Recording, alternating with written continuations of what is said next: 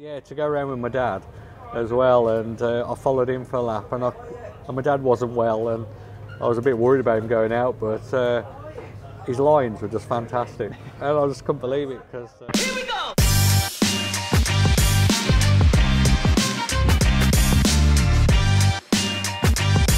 Brilliant.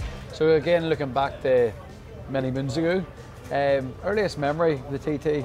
Obviously, you came here with your father Tony, who's also an extremely successful TT rider, Northwest 200 rider, winners. Do you remember being here as a young lad?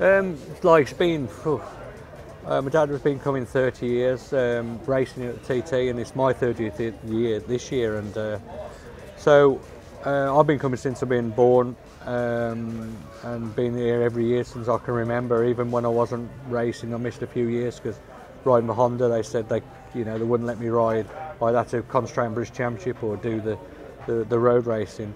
But I can remember my dad listening to him on the radio and going to the checkpoints while I was playing on the arcade machines down the front, and being around it all the time, being sitting in the paddock here and the rain coming down and starting races off. It's changed so much since then, and some things for the better, some things for the worse, but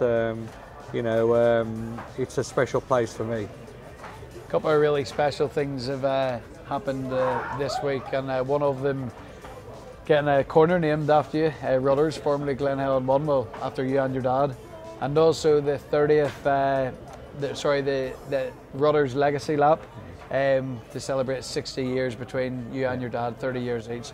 How special are both of those things that are going on this week, the lap and also the corner name? I got the phone call about a month, probably over a month ago, of Paul Phillips saying, look, we're going to do a legacy lap. You can bring 3 of your dad's bikes, 3 of your bikes, because your dad have done 60 years. And I was like, wow, that's fantastic, because unfortunately my dad passed away in COVID, and there was only like 5 people at the funeral, and for what he did, he was like world champion, British champion. He'd done a lot. My dad did, Northwest, also Grand Prix. He raced all around the world, and GPs. It was quite sad in a way that he couldn't, because lots of people wanted to go and he couldn't. So we thought this lap would be perfect. A send off that you always wanted to give him, probably. Yeah, and sees Ducatis going around, which I'm going to ride one of his Ducatis. I thought, brilliant. Oh, thank you very much. And he goes, as well, we're going to do a corner. And I was like, what do you mean we're going to rename Glen Irwin 1 Rutters? And I just went, I didn't know what to say. Like, I was like, wow. And I remember, I think I put the phone down, I sat there for a bit. Then I rung him back and I goes, are you sure about that? It's fantastic, but it's such a big thing, especially, renaming Glen Irwin 1. There's been a lot of greats have raced here who thing, don't have corner names as such. Exactly, and that's the way I look at it. There's people which I think deserve it 20 times more than me. I think you deserve it. You've been my favourite rider for a long time. We were talking about that before. But, we're just, I think obviously TT's been going now since 1907, and I think me and my dad have been coming here a bit longer than half the time, 60 years. So we've put our shift in here, and I love the place. We're trying to bring the team on so we can carry this on, even though when I stop racing, and so I'm well honoured. I know I look at it as my dad's corner. And he did so much for the sport, and he absolutely loved coming here. So it's nice to have the Rutters name on there, but I do class it more for my dad.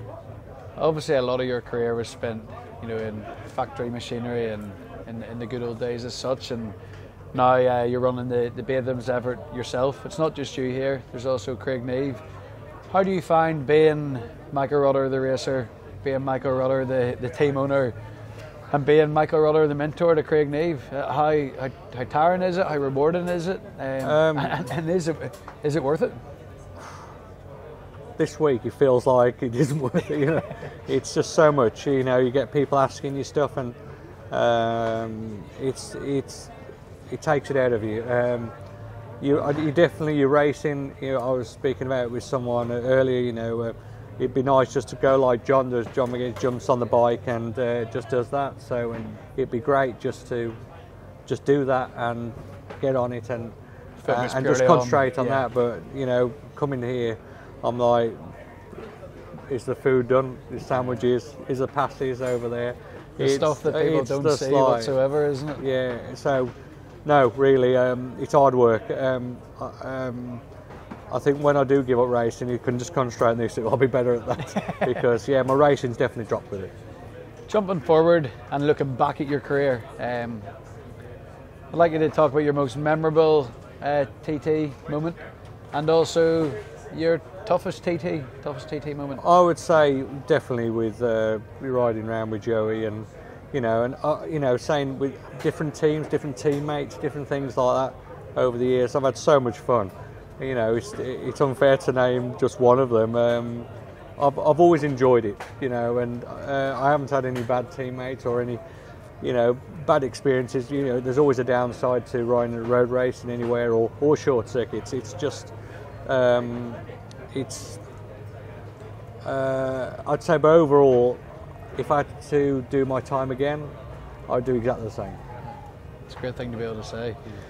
You had a period where you didn't compete at TT, not by choice, whilst riding, I think, for Honda, and then also with Ducati and British Superbike. But you did manage to get the Ducati around the TT course when you weren't racing, I think 2007.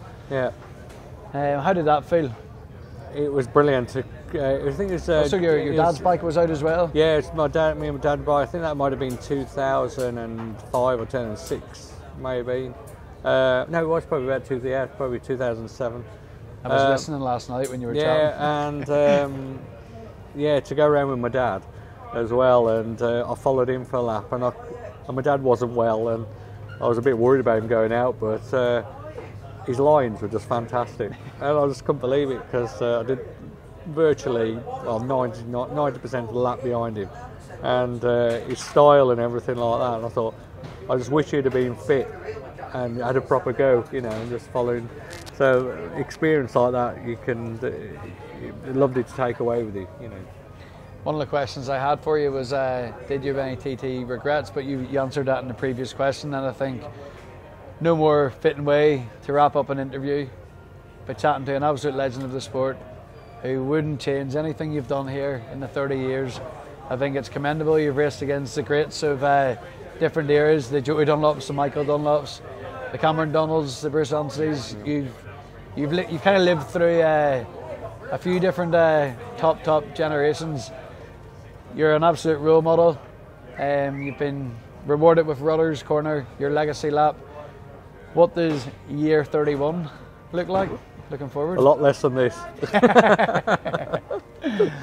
All to be revealed. Michael, thank you very much. Cheers. I wish you the best for the rest of the week. Thank you.